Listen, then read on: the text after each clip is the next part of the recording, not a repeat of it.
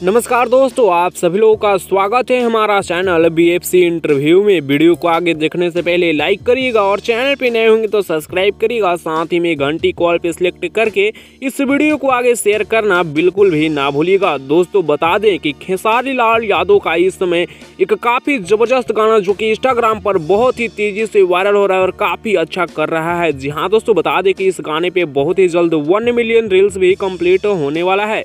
जी हाँ दोस्तों, गाने का नाम है डढ़िया बढ़िया लागेला, जो कि Khesari music world YouTube channel पर रिलीज हुआ था। जिस गाने में खेसारी लाल यादव के साथ यामिनी सिंह जी थी।